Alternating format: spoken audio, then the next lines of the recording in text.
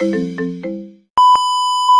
magandang hapon ulit sa aking mga followers, subscribers sa aking YouTube channel. Welcome again sa aking vlog. Okay? At maraming salamat po sa inyong patuloy na pagsubaybay sa aking mga video sa aking YouTube channel at maging sa aking Facebook profile or Facebook page. Okay? Maraming salamat. Sa ngayon hapon, kahit malakas yung ulan, ayan, ang aking vlog, ang title ko ng aking vlog ay mag-sharing sa inyo ng mga some words or kasabihan sa Biblia patungkol po sa ating patungkol po ito sa pagpapakumbaba. Kaya sa atin bilang Kristiyano, dapat guys ay nasa puso na po natin yung pagpapakumbaba. Dahil wala naman sigurong Kristiyano na mataas ang pride. So kailangan talaga natin magpakumbaba.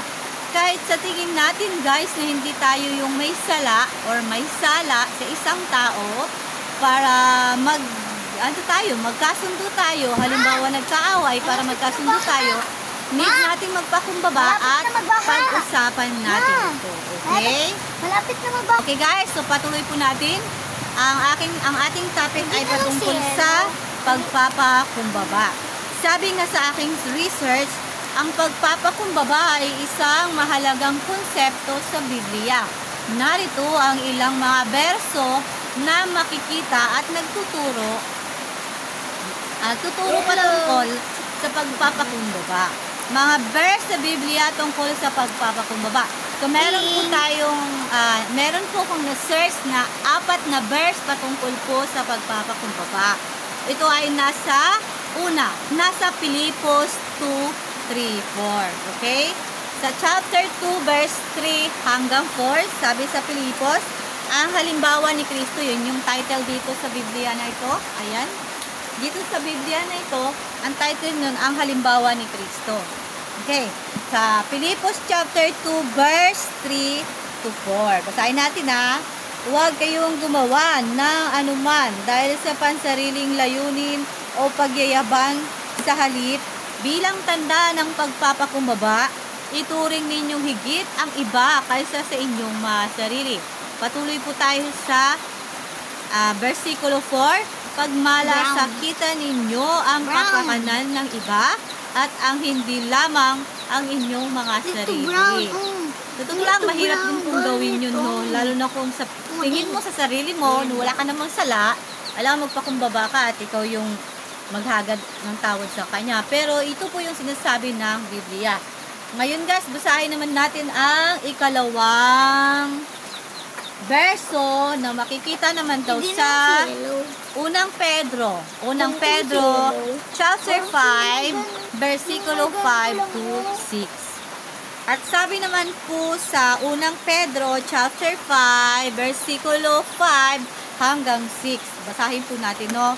Chapter 5 versikulo 5 hanggang 6. At kayo nga naman na mga kabataan, pasakop kayo sa matatandang pinuno ng ating mga iglesia at kayong lahat ay magpakumbaba, sapagkat sinasalungat ng Diyos ang mapagmataas, ngunit pinagpapala naman niya ang mga mababang loob. Sa 6 naman, kaya nga pasakop kayo sa kapangyarihan ng Diyos at dadakilain niya kayo pagdating ng takdang panahon. So, pag natuto tayo magpakumbaba, dadakilain tayo ng ating Panginoon. Ito yung ating pangalawang verse at meron pa rin po tayong pangatlong verse. Okay? Ang pangatlong verse naman ay matatagpuan sa Mateo 18:4. Tungkol po ito sa pagpapakumbaba. Guys, okay, sa Mateo chapter 18 verse 4, ang lakas na ng ang ulan dito guys at ayan, ang kanal namin ay bumabaha na. Okay. Sa Mateo chapter 18 verse 4, ang sabi naman dito patungkol sa pagpapakumbaba, ang sinumang nagpapakumbaba na gaya ng isang bata, ito ang siyang pinakadakila sa kaharian ng langit. Okay, yun daw ang sabi. At ang ika-4 naman na verso patungkol sa pagpapakumbaba ay matatagpuan naman sa Proverbs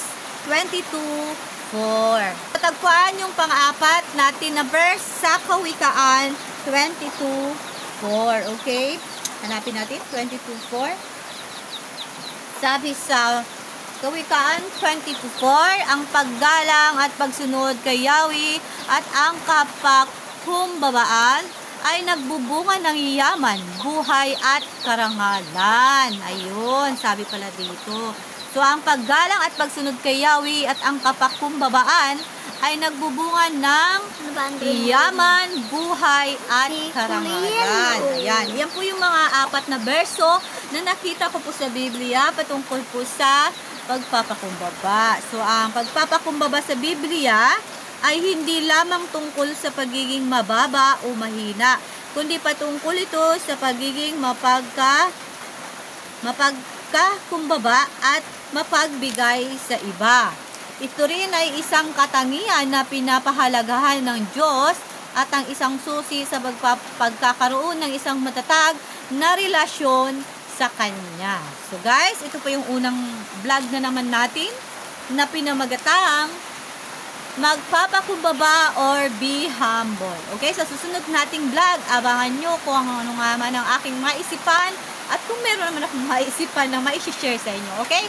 Bye! Don't forget to subscribe, like, and follow my vlog. Thank you so much. Bye!